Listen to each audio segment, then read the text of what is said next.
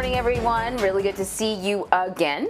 I'm Anne-Marie Green alongside Vladimir Duthier. Vlad, when I think about sort of during the last administration, I feel like, every day we were like, oh, there's a lot of news.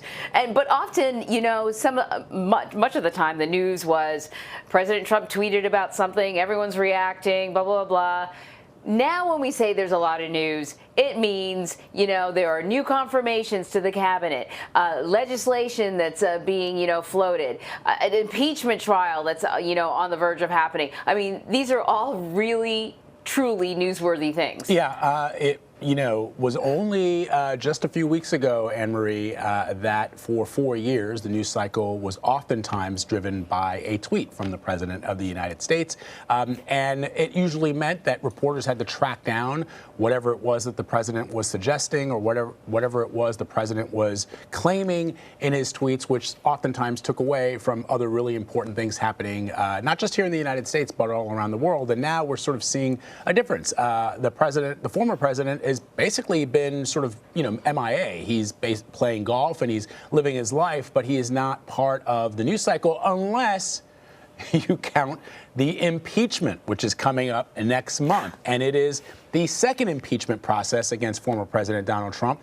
And it is intensifying on the Hill, where all 100 senators will soon be sworn in as jurors ahead of that looming trial. Now, this comes after the 9 Democratic House managers formally delivered the single article of impeachment to the Senate yesterday. They accused the former president of inciting an insurrection by provoking his supporters to attack the Capitol and challenge our country's legal election results. Nikole Killion now takes a closer look at the latest developments. I was 30 feet away from those sons of guns, 30 feet away from these nasty, racist, bigoted insurrectionists. Democrats say they are ready to present their case against former President Donald Trump, not only as jurors and prosecutors, but as eyewitnesses to the deadly assault on Capitol Hill. I had my daughter with me, and I had my son-in-law, who's married to my other daughter, with me that day. They were several hundred feet away outside of the House chamber. We all could have been killed. After today's swearing in, there will be 2 weeks of pre-trial proceedings, setting the stage for the trial to begin February 9th. Instead of Chief Justice John Roberts, who presided over Mr. Trump's first trial while in office, Vermont's Patrick Leahy, the longest-serving Democrat in the Senate, will preside and insist he will remain impartial. The senior Democratic senator in the Senate presides over this proceeding. He basically is operating as a judge and a juror, and he's got a conflict of interest. One of the strategies impeachment managers will likely rely on will be showcasing Mr. Trump's own words and actions just moments before rioters took over the Capitol. Meanwhile, on Monday, the Justice Department's internal watchdog launched an investigation into whether any former or current DOJ official engaged in an improper attempt to alter the outcome of the 2020 presidential election. The investigation was announced after the New York Times, CBS News, and others reported that former President Trump considered replacing his acting attorney general for failing to help challenge the election results. So Nikole Killion's joining us now from Capitol Hill to talk more about all of this. So Nikole, give us a sense of, what's going to happen today, how everything will unfold when it comes to this impeachment. Well, you will see all 100 senators be sworn in later this afternoon in the Senate chamber, and then a summons will be issued to former President Trump. He will then have about a week to respond formally to the article. Also, the House impeachment managers will have about a week to file some pre-trial motions. Both sides will also get opportunities to file some pre-trial briefs before the trial gets officially underway in earnest February 9th.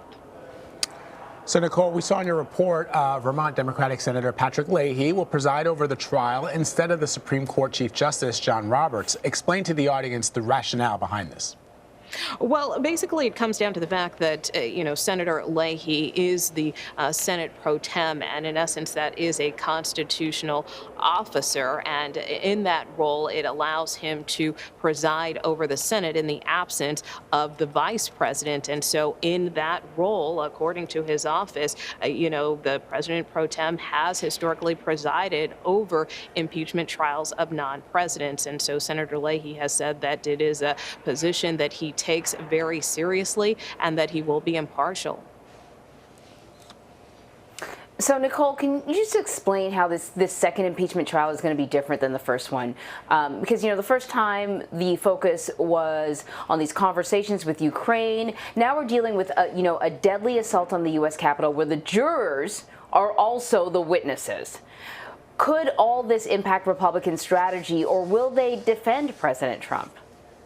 Well, this trial will be different in a number of ways. First, all of the impeachment managers are completely different from the last time. Also, the former president's legal team will be completely different as well. And then, as you referenced, we're just dealing with one article now instead of two. And, the evidence is really out there for the world to see. Now, Republicans are kind of split in their feelings over this trial. Some of them have even suggested ending it and not going forward with it, arguing that it is not constitutional in their view because it does involve a former president and not a current office holder. But a Senate Majority Leader yesterday poured cold water on that argument and squashed it, saying that there is precedent for holding a trial like this with former government officials. Also, you have on the other side, other Republicans who do want to hear the evidence for themselves, who do want to see the process through, but even in spite of all of that, it still remains doubtful that there will be 17 Republican senators who will get on board with Democrats to convict the former president. And Nikole, Majority Leader Chuck Schumer and Minority Leader Mitch McConnell finally reached a power-sharing deal in the Senate yesterday. Explain that deal and why it's so significant, especially as the impeachment trial begins. Yeah, well, this all stemmed from Senate Minority Leader Mitch McConnell dropping his demand to preserve the legislative filibuster, which in essence kind of requires that a 60-vote threshold. But the concern and why Majority Leader Chuck Schumer shot down that demand is a concern that Republicans might use that as a tool to block any piece of legislation. So he wouldn't concede that to the minority leader. And so therefore they were kind of at this impasse, so that when McConnell dropped that demand, in essence, saying, look, I will agree to move forward with this power sharing agreement, which he did once two Democrats came forward saying they too believe that this rule should be preserved. In essence, that kind of cleared those roadblocks and cleared this impasse between McConnell and Schumer. So as a result, they will now kind of move forward with this power sharing agreement. They will create what is called an organizing resolution, which will, in essence, guide how the Senate operates under this 50-50 split, because up until now it was unclear who was running which committee. And as far as,